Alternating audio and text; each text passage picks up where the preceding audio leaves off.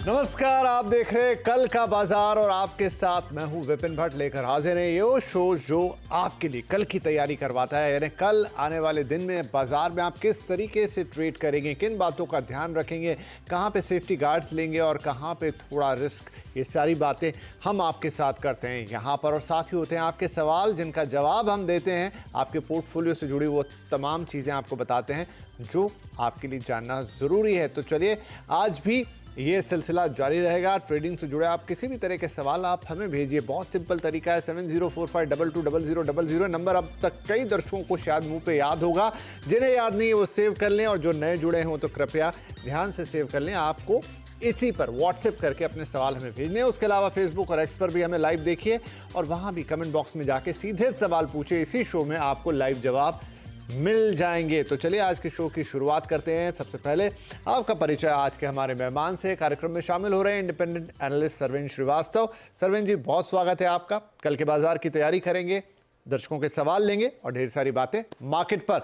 तो चलिए वो सब करें, लेकिन उससे पहले आज के बाजार पर थोड़ी एक नजर। तो ब्लैक मंडे के बाद ट्यूसडे को थोड़ी राहत जरूर आई, लेकिन ऊपरी स्तरों से बिकवाली भी होते हुए हमने देखी। सेंसेक्स निफ्टी ऊपरी स्तर से फिसल कर ही बंद हुए। सेंसेक्स 77 पॉइंट गिरकर 78,683, तो निफ्टी 63 पॉइंट गिरकर 23,993 पे बंद हुआ। लेकिन आप याद कीजिए कि मंडे को क्या हाल था, उस मुकाबले यहां पर काफी रिकवरी हमने आते हुए देखी। मंडे की तुलना में बाजार लगभग अपने आप को संभालने में कामयाब रहा। वहीं मिड कैप और स्मॉल कैप शेयरों में आज भी बिकवाली देखी गई।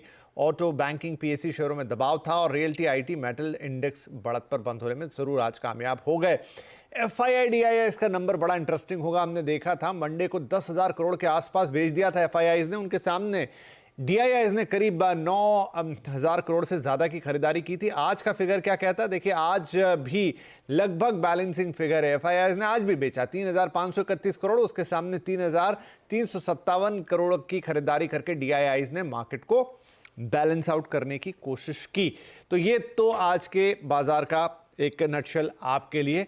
अब कल के बाजार में क्या होगा, ये बड़ा सवाल है। सरवेन जी, तो एक दिन बहुत बड़ी गिरावट, अगले दिन एक रिकवरी, अब लेकिन तीसरा दिन होगा कल क्या होगा? देखिए, बड़ा मुश्किल सवाल है। जिस तरह की वॉलेटिलिटी चल रही है विपिन जी, थोड़ा मुश्किल सवाल यह है कि अब बाउंसर्स बीच में आएंगे कि नहीं। आज भी देखिए बाउंस आया, लेकिन सेल ऑफ आ गया इमीडिएटली इंट्राडे में। तो वैसे ही लग रहा है कि कहीं अगर बाहर के मार्केट भी नहीं संभल रहे हैं और ओवरऑल अगर सेटअप संभल नहीं रहे, तो कहीं इंट्राडे में जो लेवल्स आते रहेंगे उनमें कहीं सेलिंग बिकवाली चलती रहेगी। तो आज का जो हाई आपने लगाया 24,400 के आसपास, और कल भी हम तकरीबन कल के हाई भी उन्हीं एरियाज के आसपास थे। तो आई थिंक 24,400 और 24,500 के स्तर अब निफ्टी के लिए बहुत ज्यादा क्रूशियल हो गए हैं। और जब तक अब उसके ऊपर बंद नहीं आता, तब तक आप इमीडिएट एकदम शॉर्ट टर्म भी नहीं बोल पाएंगे कि हाँ भाई कुछ तो पलटा है। तो I think short to medium term trend, जैसे हम चर्चा कर रहे हैं पिछले शोज में कि भाई गए हफ्ते से, कि भाई ये short to medium term trend अब नेगेटिव हो गए हैं, रिस्क रिवॉर्ड नेगेटिव हो गए हैं। और वैसे तो बाजार गिर गया है, बट लगता है कि 23,000 23,500 तक के भी स्तर मुझे लगता है निफ्टी के लिए खुले हुए हैं, और ये हमारी राय रही है।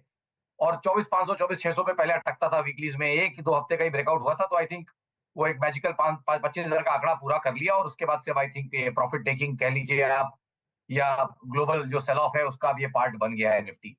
और बैंक निफ्टी भी देखिए बहुत इंपॉर्टेंट है, साइकोलॉजिकल 50,000 का आंकड़ा तोड़ दिया था।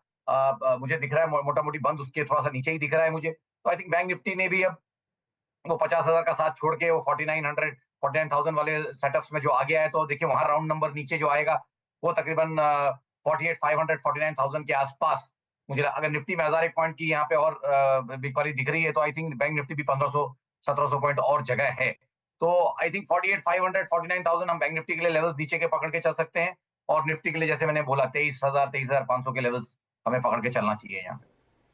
राइट, तो अभी भी अनिश्चितताएं बाकी हैं और यही कारण है कि निफ्टी बैंक सामने आपके वहां पर सरवेन जी को लगता है अभी 1,500 से 1,700 पॉइंट का गोता इधर उधर शिफ्ट हो सकता है। 48,500 तक के लेवल्स वो एक्सपेक्ट कर रहे हैं कि यहां पर एक डाउनवर्ड शिफ्ट देखने को मिलेगा। उसी तरह निफ्टी ने भी आज एक लंबा पेंडुलम घुमाया, लेकिन अब अगर बात करें तो ये 23,992 पे ये बंद हुआ है।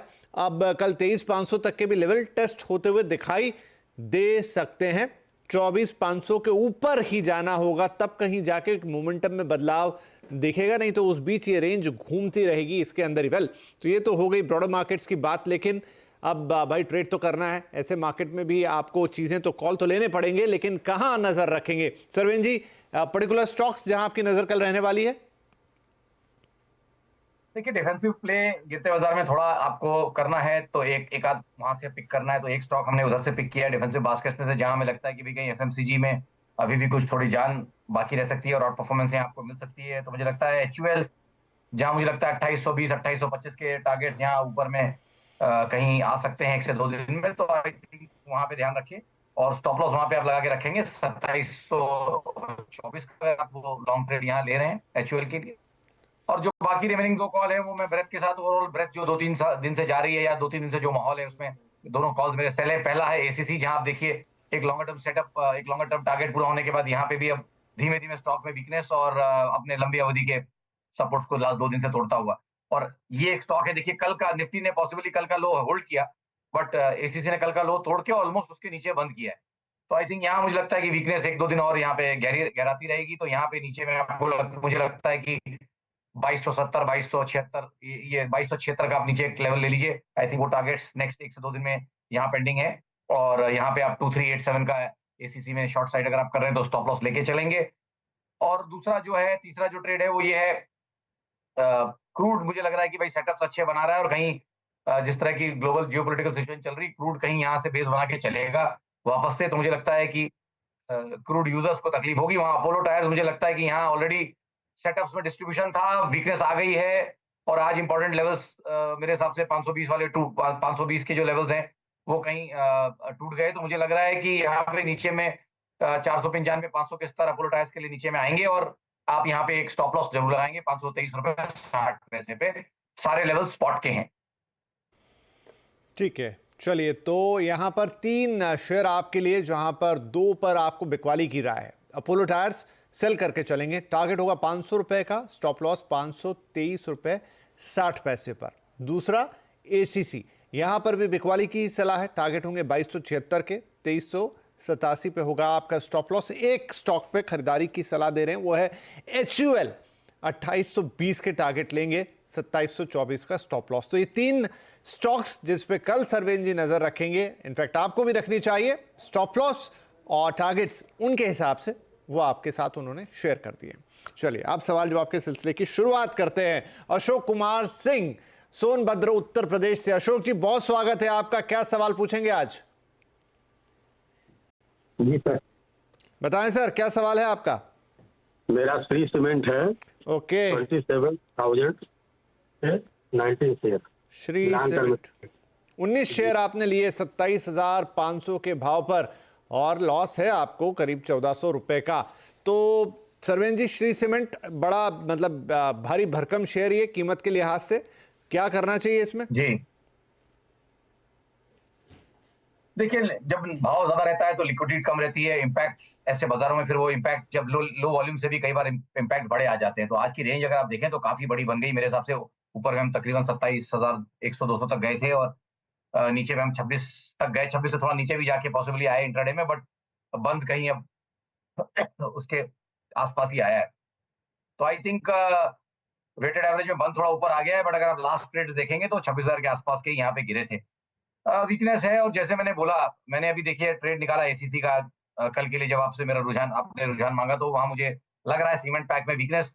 मैं हमेशा लीडर के साथ जाता हूँ और लिक्विडिटी है, इसलिए मैंने एसीसी बोल दिया, बट श्री सीमेंट का भी हूबहू सेटअप ऑलमोस्ट वही बन रहा है। 200 दिन का एवरेज इसने भी आज लंबी अवधि के एवरेज तोड़े हैं और वॉल्यूम के साथ तोड़े हैं।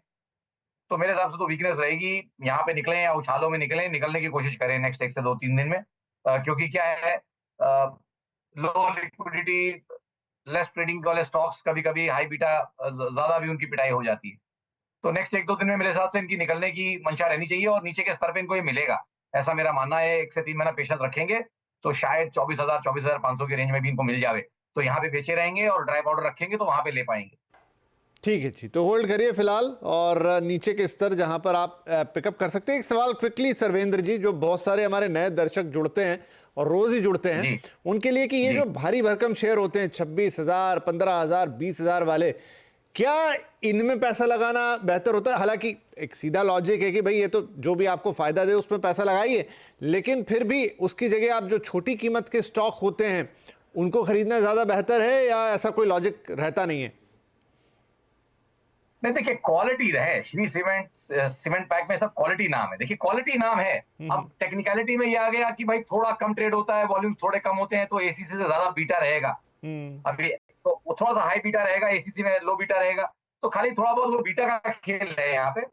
बट अल्टीमेटली आपको जो पैसे बनाने हैं वो आपको परसेंटेज रिटर्न बनाने हैं। तो अगर श्री सीमेंट भी 20% रिटर्न दे रहा है और एसीसी भी आपको 18-20% रिटर्न दे रहा है, तो कोई फर्क नहीं है कि आपने क्या लिया। एज लॉन्ग एज आप क्वालिटी बाय कर रहे हैं, अच्छे सेक्टर्स बाय कर रहे हैं, बढ़िया डाइवर्सिफिकेशन करके चल रहे हैं, सारे सेक्टर्स का एलोकेशन कर रहे हैं अपने पोर्टफोलियो में, और एक डिसेंट 25-30 स्टॉक्स का एक पोर्टफोलियो की चल रहा है, क्योंकि उससे कम में आप सेक्टर का, सारे सेक्टर्स का फ्लेवर ले नहीं पाएंगे। तो आई थिंक अगर उतना आपका कंस्ट्रक्शन अच्छा है तो आई थिंक प्रॉब्लम नहीं होनी चाहिए। बट यस, इस तरह के स्टॉक्स में थोड़ा अलर्ट ये रहना पड़ता है कि आपको टाइमली डिसीजन लेना पड़ेगा। एक दिन भी लेट हो गए तो इंपैक्ट ज्यादा आएगा कंपेयर्ड टू विज़ा लिक्विड स्टॉक। राइट। तो ये आखिरी लाइन जो सर ने बोली कि थोड़ा आपको ऐसे स्टॉक पे कॉशियस रहना पड़ता है और टाइमिंग बहुत इंपॉर्टेंट है। अदरवाइज जो बड़ी लाइन है वो ये है कि क्वालिटी स्टॉक, फिर वो परसेंटेज टर्म्स में आपको एक 2 रुपए तो नहीं, लेकिन मान लीजिए 20 रुपए 40 रुपए वाला स्टॉक है, वो भी अगर क्वालिटी स्टॉक है परसेंटेज टर्म में उतना ही कमा के देगा। और कोई बड़ा स्टॉक है श्री सीमेंट जैसा, ये भी परसेंटेज टर्म में उतना ही कमा के देगा। बस थोड़ी टेक्निकलिटीज़ यहाँ वॉल्यूम और उसके खेल हो सकते हैं। तो आगे बढ़ेंगे जब आप और सीखेंगे तो आपके लिए ये सब भी समझना आसान होगा, तमाम नए व्यूअर्स के लिए। एनीवेज आगे बढ़ जाते हैं। संजय मांगी साहब हैं अगले कॉलर लुधियाना से। मांगी साहब बहुत बहुत नमस्कार, क्या सवाल है आपका?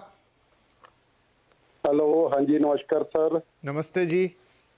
हाँ जी सर, मेरा जियो फाइनेंस का 1500 शेयर है, 367 रुपए का।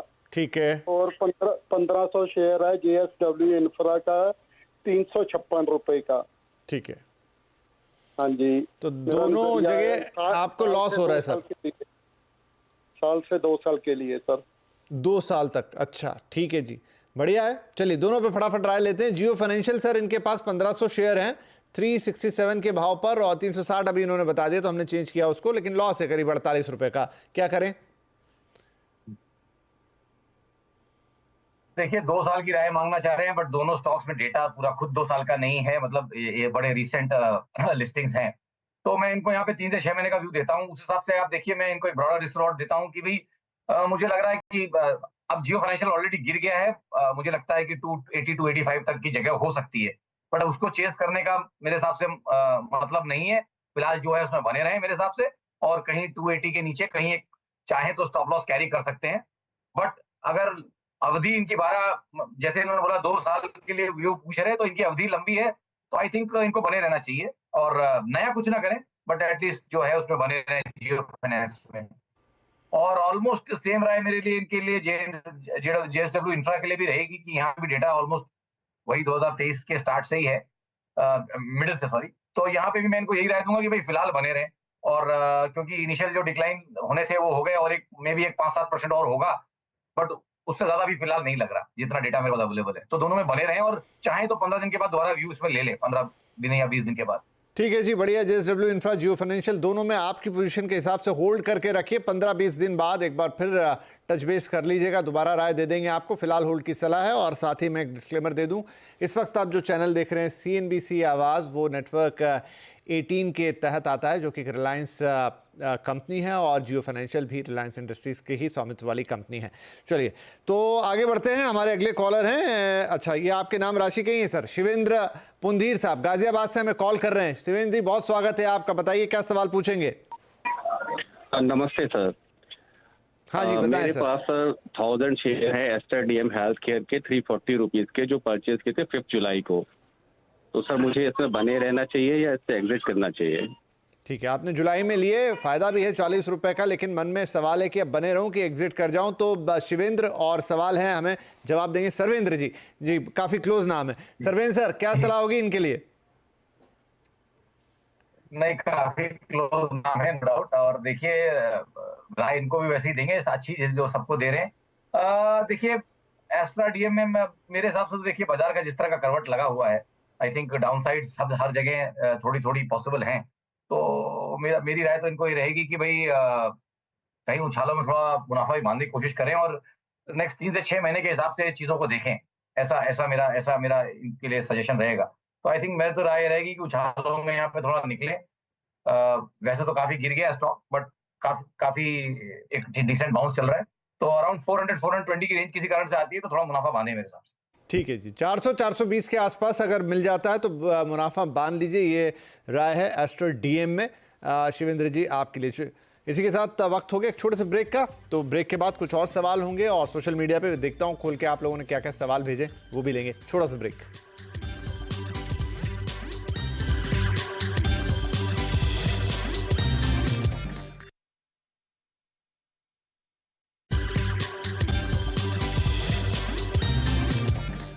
Welcome back. आप देख रहे हैं कल का बाजार और हम दे रहे हैं आपके सवालों के जवाब। सरवेन जी हमारे साथ बने हुए हैं।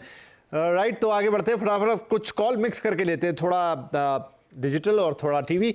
तो सर एक सवाल है फेसबुक पे, अंशुमन अवस्थी पूछ रहे हैं, इरकॉन पर व्यू चाहते हैं। 490 शेयर्स हैं 314 के भाव पर। देखिए, आई थिंक ये थीम हमने बहुत डिस्कस की है और ये बहुत एक डार्लिंग थीम थी, और इसीलिए यहाँ पे डिसअपॉइंटमेंट ज्यादा रहेंगे। कंसेंसस बाइज और रेलवेज में जो एक क्या बोलूं, यूफोरिया बोलेंगे, और थोड़ा सा मैं तो पागलपन भी थोड़ा बोलूंगा, जिस तरह का चला और जिस तरह के भाव बन गए, जिस तरह का स्ट्रेच आ गया प्राइसेस में, आई थिंक ये डेफिनेटली तकलीफ का कारण था। और ये सब स्टॉक्स आई थिंक अब short to medium term decisively top out हो चुके हैं, तो अब ये 3 से 6 महीने रेंजेस में रहेंगे पॉसिबली। फिलहाल तो ऐसा लग रहा है कि कहीं 340 से 260 की गिरावट आई है, तो 240 250 पे थमनी चाहिए। तो 240 पे अगर गिरावट थम जाती है तो बहुत अच्छी बात है, नहीं तो फिर और डाउन साइड्स भी खुलेंगे। But in the mean time मुझे लगता है कि 240 से लेकर 300 की इसकी एक रेंज रहेगी, उसी रेंज में 3-6 महीने ट्रेड करेगा। तो आई थिंक मेरे हिसाब से इनको अब इंतजार करना चाहिए और थोड़ा टाइम इसको देना पड़ेगा इनको स्टॉक का। चलिए, इरकॉन को लगेगा थोड़ा वक्त, अभी 3 से 4-6 महीने तक ये 240 से 300 की रेंज में आपको घूमता हुआ नजर आएगा, तो थोड़ा संभाल के रखें इसे। अगले कॉलर हमारे पास है देवबख्श सिंह आनंद फ्रॉम गुजरात। सिंह साहब, क्या सवाल होगा आपका? Sir good evening. सर मेरे पास पीएफसी के 300 शेयर हैं at the rate of 557.16। Okay. And REC limited के 295 शेयर हैं at the rate of 637.72। Okay. और एक और है सर क्वेश्चन मेरा, कोचिन शिपयार्ड के 50 शेयर्स हैं एट द रेट ऑफ 2602.21। तो सर थोड़ा सा सजेस्ट कीजिए क्या करें। आपने बिल्कुल बाकायदा दशमलव वाले रेट बताए सबके, 0.16, 0.72, 0.21। खैर, पीएफसी, आरईसी और कोचिन शिपयार्ड, तो पीएफसी के 300 शेयर सर इनके पास 557, दोनों ही शेयर्स में इनको लॉस है। देखिए, ये भी वही गुड स्टॉक बैड टाइमिंग, मैं यही बोलूंगा। बहुत लेट आए हैं इस ट्रेड में और मीडियम टर्म टॉप ही इन्होंने, medium to long term top इन्होंने यहाँ पे बाय कर लिए हैं। तो आई थिंक मेरे लिए तो यही वापस इनके लिए राय यही रहेगी कि 3 से 6 महीने तो इनको रिहाई नहीं है इसमें, अनलेस अनटिल लॉस बुक करेंगे। तो आई थिंक टाइम देना पड़ेगा दोनों स्टॉक्स में 3 से 6 महीने का। पीएफसी में मुझे लग रहा है इनिशियली जो बेस्ट केस लग रहा है मुझे 450 से 520 की एक रेंज बनती हुई दिख रही है मुझे पीएफसी में नेक्स्ट 3-6 महीने के लिए। और आरईसी में भी मुझे लगता है कि तकरीबन ऐसे ही कुछ बनेगा, बट यहाँ अभी भी डैमेज उतना नहीं है, तो ये बाउंस बैक यहाँ पे आ सकते हैं। आरईसी में अगर बाउंस बैक आए तो मेरी राय तो रहेगी कि 31-40 पॉइंट का बाउंस बैक आए तो मेरी राय रहेगी कि निकलें, उसमें से निकलें, कॉस्ट के आसपास कहीं निकलें। और पीएफसी में 3 से 6 महीने इनको वेट करना पड़ेगा। ठीक है जी, ठीक है। और एक कोचिन शिपयार्ड लगे हाथ, तो वो भी बता दें।